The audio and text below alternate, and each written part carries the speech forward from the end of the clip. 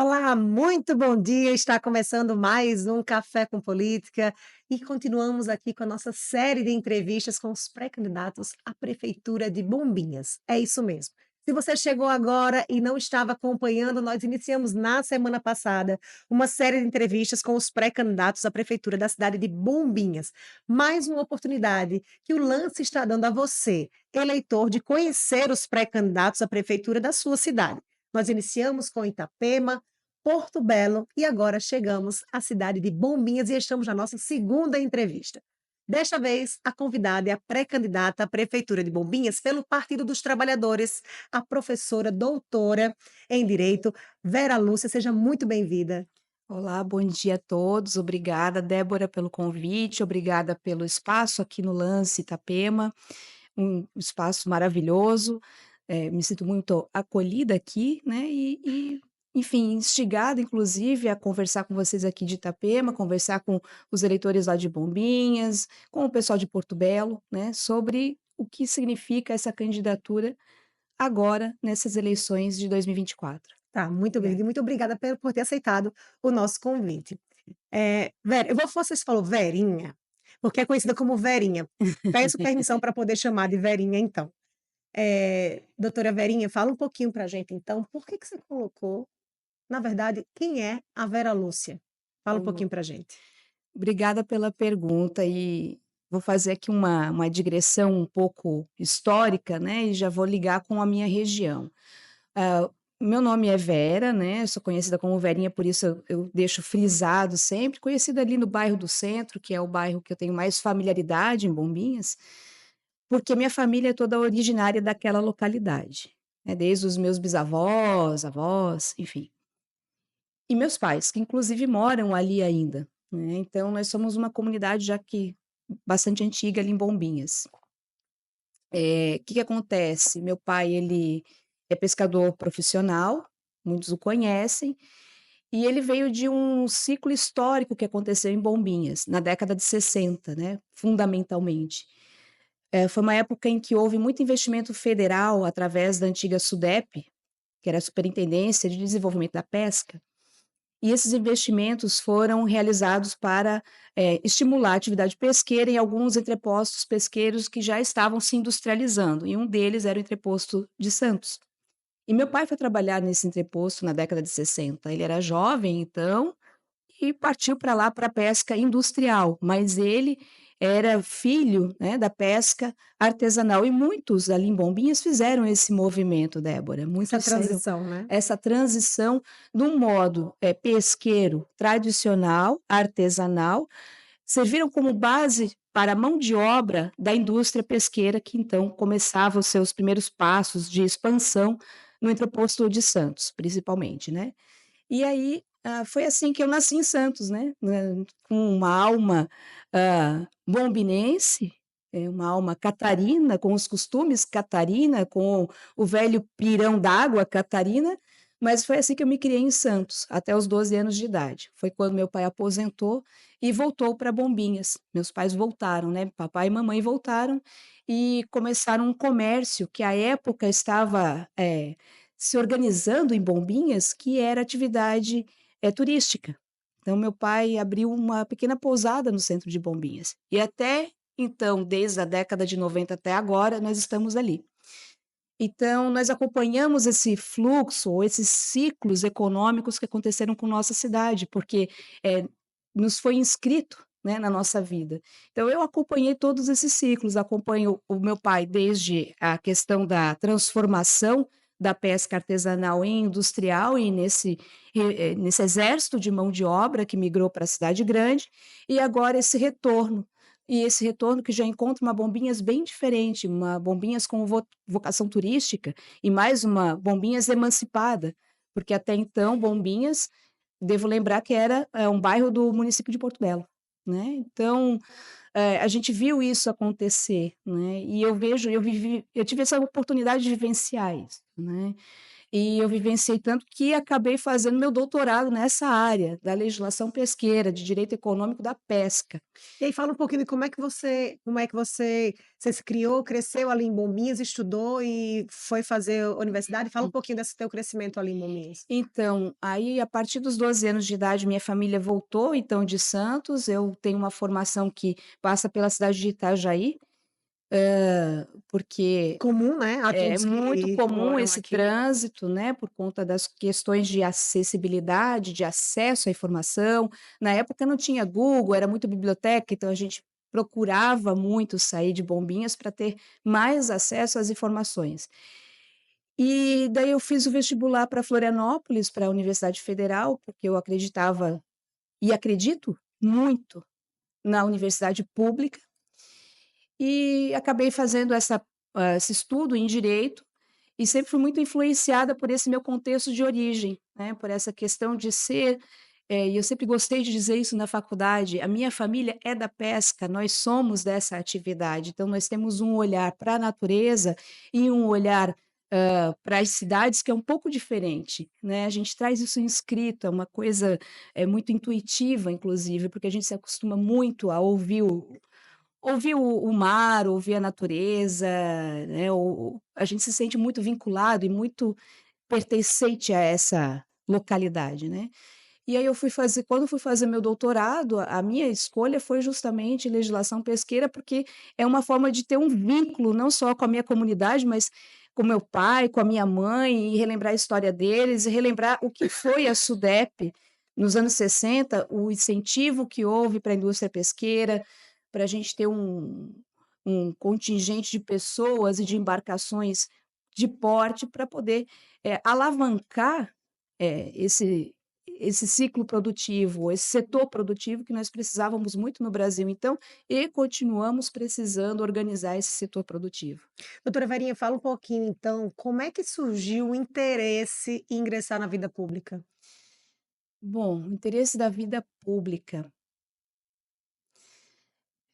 Ah, eu lá em Santos, anos 90, 1992, foi uma época muito agitada nas cidades grandes, né, principalmente porque havia um contexto político de época, hã, que discutia o impeachment do então presidente, né, era o famoso fora Collor. E na época eu era uma cara pintada, né, então, fora Marajá, fora Collor, né, porque o Collor foi eleito na época como um grande caçador de marajás e no final das contas ele, se coloca ao lado deles, né. Então, eu venho desse contexto de uma adolescência numa cidade grande e que todo mundo discutia política, eu não sei se a gente estava certo ou errado, sei lá o que que a gente estava fazendo, mas era muito importante para a gente ter essa posição política, isso era muito cobrado, né, da gente mesmo, a gente queria participar desse movimento, embora não tivesse entendendo muita coisa. E a partir daí, então, na minha adolescência, eu começo a me interessar muito por esses movimentos políticos, porque foi uma efervescência no país, né.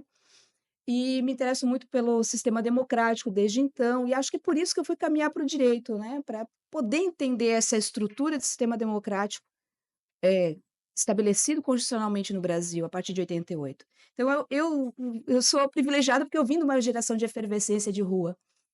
E desde então isso ficou muito gravado para mim, sabe, tudo é muito, hã, numa ótica de direitos, numa ótica de participação popular, né. Aí quando eu chego na faculdade, que eu vou fazer direito, acontece a mesma coisa, mas num outro sentido, a gente tem um contexto político marcado pelas privatizações, foi a época da privatização da Vale, do Rio Doce, era a época que se discutia em privatizar a universidade, e eu estudava numa universidade pública, então nós enfrentamos ali, eu digo nós, um contexto bem grande de pessoas, enfrentamos uma greve de 108 dias de paralisação universitária. E ali então foi meu ingresso na vida pública mesmo. Olha, vamos para a rua e vamos pleitear que não seja privatizada a nossa universidade, né, que a gente não quer uma universidade voltada para o mercado, a gente quer uma universidade voltada para as comunidades locais. E aí eu comecei a militar junto ao movimento de direito à moradia, em Florianópolis, comecei a militar em uma série de movimentos, né, um dos movimentos era da Rádio Livre, né, que a gente tinha uma grande questão com grande mídia e a gente não tinha acessos como hoje, né, de redes sociais, enfim. Então a gente trazia essa questão para dentro do movimento estudantil: "Olha, a gente quer uma rádio livre, a gente quer uma rádio universitária, que a gente possa falar dos problemas da nossa comunidade local". Então foi assim que eu comecei a ingressar no movimento político, mas muito pelos movimentos sociais, não foi um movimento E muito imediatamente de de bastidor partido. ainda, e muito no bastidor ainda ali. É, aí trabalhei, numa gestão do DCE, do Diretório Central dos Estudantes lá da UFSC. Ali eu fui eleita conselheira universitária, foi a minha primeira participação, assim, institucionalizada. E era isso, a gente tinha que enfrentar um processo que vinha de, sucateamento do ensino público. Nós tínhamos uma biblioteca extremamente deficitária, nós não tínhamos acesso à internet, era muito deficitário no campus em Florianópolis. Enfim, e tudo isso era necessário para que a gente pudesse desenvolver pesquisas e pesquisas de qualidade, né. Então é assim que começa essa Hum. verve, vamos dizer, essa veia política, né, de questionar o efetivamente, olha, onde estão as nossas condições necessárias para exercermos os nossos direitos, né, porque exercer direitos é muito bom, mas nós precisamos ter essas condições mínimas. E aí, como estudante universitário, eu percebi isso, né, e aí isso vai replicando em toda a atuação universitária até chegar, aonde estou hoje, filiada ao Partido dos Trabalhadores. E como é que você decidiu colocar e por que que você decidiu colocar o seu nome à disposição do partido, nestas eleições? Nestas eleições, e porque eu acredito muito no projeto do Partido dos Trabalhadores. E o que é esse projeto, né?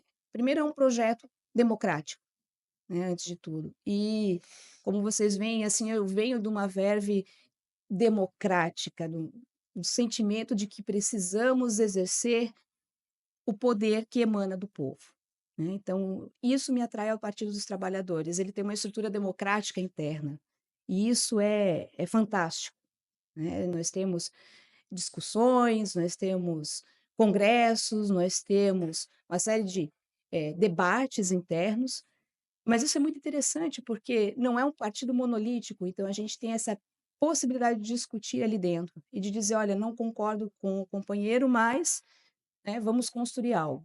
Então isso é fenomenal para mim, Partido dos Trabalhadores. E por que nessas eleições? Agora eu já estou num contexto um pouco mais amadurecido, talvez, né, já cruzei a faixa dos meus 40 anos, então o que que acontece? Eu me sinto muito chamada a colocar não só o Partido dos Trabalhadores, mas também questões comunitárias em foco e em debate. E essas questões comunitárias eu vejo muito próximas de tudo que é o programa do Partido dos Trabalhadores, né, que é a valorização dos trabalhadores, valorizar as condições de vida, valorização das questões ambientais e socioambientais. Então eu me sinto muito à vontade dentro desse partido. E acredito que ele mereça ter uma representação local nesse momento, ele merece trazer esse debate para a comunidade. E a comunidade precisa conhecer também esse partido, né. Tá, agora a gente vai mudar um pouquinho o foco da nossa entrevista e vamos falar sobre as problemáticas da cidade de Bombinhas. Inicialmente, né, como acontece com todos os pré-candidatos que sentam aqui na cadeira do Café com Política, a gente pede para que os pré-candidatos elenquem quais são as principais problemáticas da cidade, né, da cidade a qual eles são pré-candidatos. Então, hoje em Bombinhas, doutora Verinha, qual é a principal problemática de quem vive em Bombinhas? Olha, desafiador eleger a principal dificuldade, né, porque são muitas, mas eu vou tentar sistematizar o meu raciocínio aqui para tornar mais claro. O que eu vejo é que nós temos uma falta de análise, talvez, de histórico conjuntural, e eu vou te dizer por quê. A gente não tem claro ainda em que ciclo econômico nós estamos participando. O que que eu quero dizer com isso? Lá no começo da nossa conversa, eu estava falando de um ciclo econômico que marcou a história da minha família, que foi a transformação da pesca artesanal em industrial, e isso impactou, modo de vida, impactou economicamente, enfim, em diversos aspectos.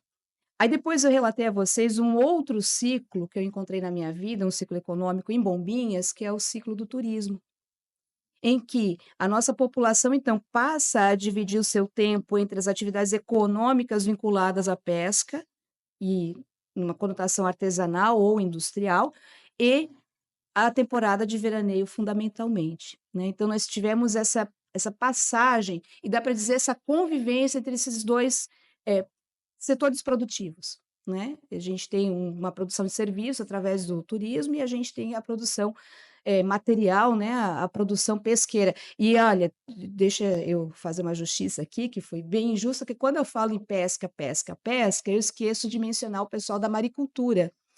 E eu não quero esquecer deles, porque eles vêm a compor esse nosso ambiente econômico a partir dos anos 90, com eh, hã, muita produção, né, eles são bastante presentes na nossa comunidade, na nossa cultura e na nossa cultura econômica. Então eu gosto de fazer essa leitura pelos ciclos econômicos. E agora, recentemente, a gente tem tido um impacto em Bombinhas, e que não é do setor de turismo necessariamente, ele é do setor da construção civil, e não é da construção civil que eu quero mencionar, mas é o que se faz com a construção civil, que é a especulação imobiliária.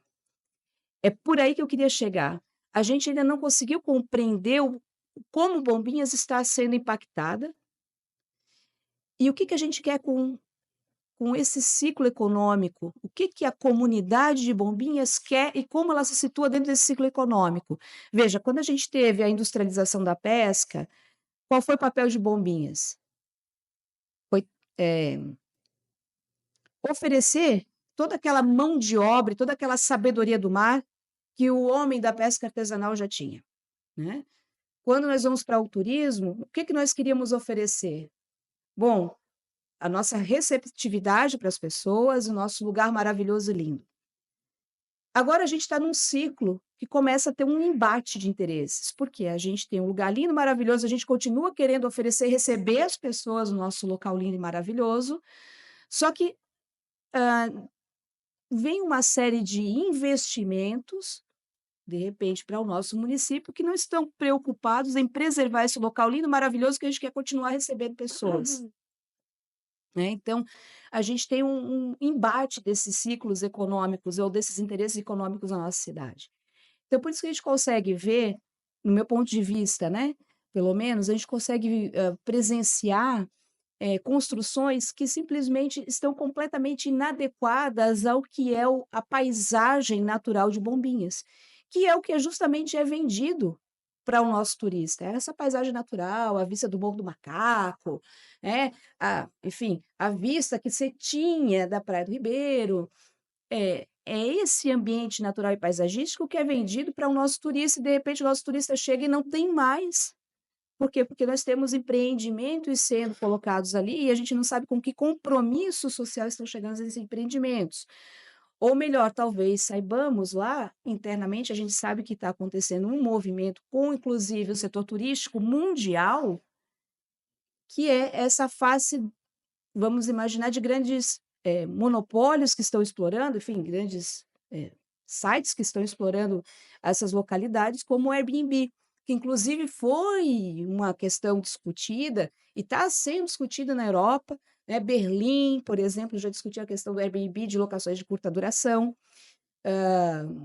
Barcelona recentemente também, todos esses lugares que têm uma vocação turística acabam discutindo essas locações de curta duração, porque acaba, uma série de pessoas que não, enfim, convivem na cidade, residem, adquirem esses imóveis e fazem suas locações de curta duração sem qualquer compromisso local. E mais, os próprios imóveis não têm esse compromisso local. A gente vê imóveis que são construídos aí às beiras de rios e de mares e que não tem uma estrutura suficiente para coletar os próprios dejetos e fazer o próprio tratamento de esgoto. Isso impacta tanto a rede de esgoto da cidade, como impacta negativamente, né, claro, a orla, né, no nosso caso da orla. Então, o crescimento desordenado sem uma gestão pública atuando ali para fazer esse intermédio entre população e setor privado seria, então, o principal problema, porque desencadeia Hum, outros, né, como você falou agora outros. da questão do saneamento Porque básico. isso vem uma questão que, para mim é fundamental, essa questão de destacar a relação econômica, porque você vai ver o seguinte, que essa mudança de ciclo econômico, sem acompanhamento, sem uma regulamentação necessária, gera uma série de problemas, né. São problemas ali que eu mencionei agora do esgoto, de balneabilidade das praias, um problema de De infraestrutura, saúde pública. de saúde pública e que vai diretamente impactar a qualidade de vida dos moradores e dos frequentadores de Bombinhas. Doutora Verinha, falando, aproveitando, né, que você tem, né, essa experiência na educação, vamos falar um pouquinho da educação de Bombinhas? Como a doutora Verinha avalia a educação na cidade de Bombinhas? Já tivemos dias melhores, né, nossos índices, consultando ali o censo, né, o censo traz alguns dados mais oficiais, nós temos um índice DEB, por exemplo, de avaliação da educação básica, nós estamos no nível, vamos dizer, na nota 6,3, tá, de nota de 0 a 10, nós estamos em 6,3. Dos municípios catarinenses, nós estamos em cento acho que a gente está no lugar 108 dos municípios, dos 290 municípios catarinenses, né. Então, assim, esse é um índice oficial. Então, através daí a gente consegue notar que há muito a ser feito em Bombinhas, muito a ser construído ali. O que que eu sinto como cidadã, como moradora e que minhas filhas estudam ali em Bombinhas, né. Eu sinto que há a demanda, por espaços mais adequados para a educação infantil, eu falo da educação infantil, que é onde minhas filhas estão, eh, né, estudando nesse momento, mas tem algo a mais.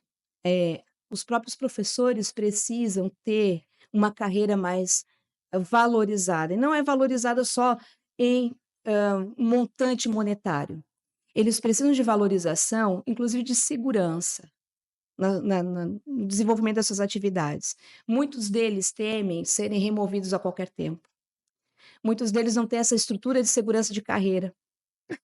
Então, isso é muito presente ali. A gente sente um temor dos professores em sala de aula. A gente sente um temor, inclusive, de levar projetos adiante. Então, a gente precisa oferecer para essas escolas de bombinhas a possibilidade, não só econômica, mas também, veja, de carreira e estrutural dos professores desenvolverem os seus projetos pedagógicos de uma forma mais democrática, mais livre, e não, hã, assim, sob tanta observação, né. Quero dizer, com controle mesmo, né. A gente precisa confiar nesses professores como profissionais da educação. Precisamos promover o treinamento desses professores como profissionais da educação também.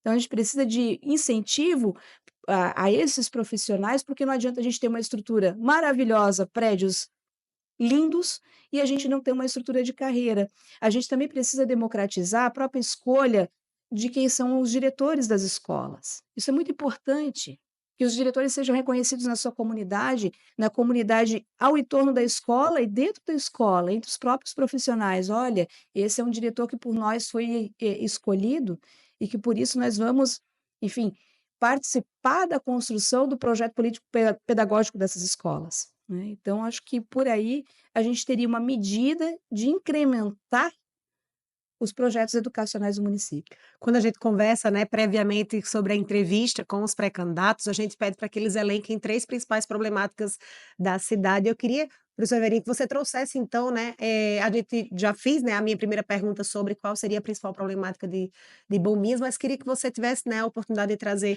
quais são as problemáticas que você elenca como primordiais para uma gestão pública de qualidade na cidade. Dentro desse contexto que eu lhe falava de uma história econômica de Bombinhas, o que que eu vejo que desdobra a questão de a gente não compreender o momento histórico e econômico de Bombinhas? Nós temos um desafio com o meio ambiente e a sustentabilidade. Por quê? Sim, por óbvio, né, porque nós estamos numa península, num lugar maravilhoso e que inclusive o seu ciclo econômico, tanto da pesca, da maricultura, como do turismo, dependem da sustentabilidade, da balneabilidade das praias.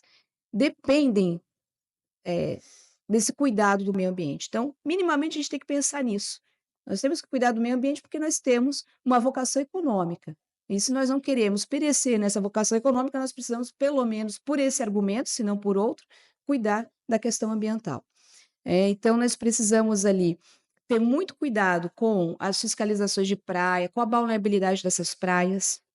Nós precisamos ter muito cuidado, com a nossa paisagem natural, que é uma coisa que não, enfim, a gente não está discutindo, e isso é muito importante a comunidade discutir a paisagem natural e os impactos que as construções estão realizando nessa paisagem natural. Esse seria o primeiro, grande ramo de desafios e de tudo que desdobra do que eu acabo de falar. Nós temos um desafio de infraestrutura. Nós temos uma cidade que desenvolveu bastante, cresceu bastante, estamos com 25.000 habitantes, em torno disso, pelo censo de 2022. Nós temos dentro do setor de infraestrutura o desafio do saneamento, para atender toda essa demanda, eh, do veraneio, não só do veraneio, mas da própria cidade em si, de mobilidade. E mobilidade eu falo não só do aspecto das ruas e da saída para a BR-101, enfim, para a comunicação, mas eu falo também, da questão, de termos um transporte coletivo e público de qualidade, né, e isso também influencia diretamente no setor de mobilidade. E também de aparelhos públicos. Nós precisamos, enfrentar o desafio de que temos uma cidade que, por sua característica, por não estar ligada ainda por um sistema eficiente de transporte público e coletivo, as pessoas precisam ter nos seus bairros acesso a aparelhos públicos como casas de cultura, pontos de cultura. A gente precisa melhorar muito nisso, sabe? Isso é um desafio muito grande para a cidade. E nós temos um terceiro bloco de desafios, que seriam os desafios sociais, né, porque afinal de contas, para sustentar toda essa economia orientada ao turismo, à construção civil e à pesca e maricultura, a gente precisa de seres humanos, né. Então, esses seres humanos que vão trabalhar, essas pessoas, e aí eu falo com vocês que vivem na mesma cidade que eu, que nós vamos trabalhar, nós precisamos ter acesso a certas garantias sociais, que por enquanto a gente ainda não conseguiu atingir. Um exemplo de garantia social é a gente poder discutir a ampliação do atendimento das creches de verão. Por quê? Porque as pessoas vão trabalhar no veraneio e não têm onde deixar os seus filhos. E não só no nível de educação básica, mas o desafio está em a gente avançar para atender uma população que está além da educação básica, mas no ensino fundamental 1 e 2, que a gente tem crianças ali de 10, 11, adolescentes ali há 12 anos que não têm uma segurança enquanto seus pais estão trabalhando. Por quê? Porque ficam muitas vezes, né, à mercê do sistema, né, a gente não consegue nem fornecer as creches de verão, desculpa, para a educação básica, também não conseguimos atingir lá para o ensino fundamental. Então a gente precisa ampliar esse serviço, e ampliar esse serviço com qualidade, com profissionais que estejam ali orientados para fazer esse serviço no veraneio, para a gente ter segurança em relação aos nossas crianças e nossos jovens. A gente precisa ampliar não só a nossa rede de atenção básica, mas a gente precisa ampliar uma coisa muito importante. Aliás, ampliar não, estabelecer algo muito importante na cidade que não temos, é um serviço de CAPS, de atenção psicossocial. Não tem CAPS hoje em Não Bombinhas? temos CAPS hoje em Bombinhas. A gente já é elegível, porque já temos mais de 20.000 habitantes, e nós não temos uma atenção, psicossocial, né, para trabalhar com as questões, enfim, de saúde mental, não temos essa estrutura. Precisamos estruturar esses serviços. Precisamos melhorar, aí sim, né, vou tocar o coração de muita gente, as condições de moradia na cidade. Por quê? Porque as pessoas que vêm, que migram, e que feliz que eu sou porque recebemos pessoas que querem morar em Bombinhas, têm uma tremenda dificuldade de achar uma moradia digna, com preço compatível com seus salários.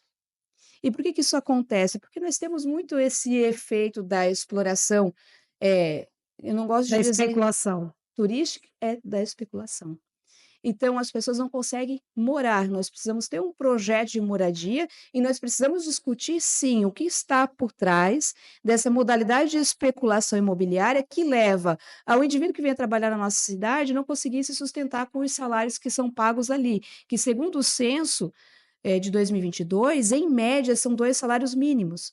Então supostamente era para a pessoa conseguir sobreviver ali, pagar o seu aluguel e não consegue. Ou paga esse aluguel durante o ano, mas chega no mês de novembro, não tem onde morar. Isso não pode continuar assim, isso não é um ambiente seguro para os trabalhadores. Então a gente tem que considerar isso nas propostas que vão compor esse projeto de governo.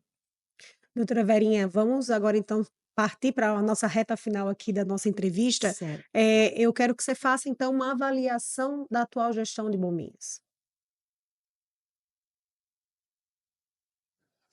Eu acredito, ó Débora, que a atual gestão de Bombinhas ficou longe do povo. Eh, a gente esqueceu, aliás, a gente, bom, eu não compõe a gestão, mas enfim, foi esquecido de um elemento fundamental para mim, que é aquela frase com que começa a Constituição, que todo poder emana do povo, e é em nome dele que é exercido, não é em nome de fulano, beltrano, ou de tal partido, não.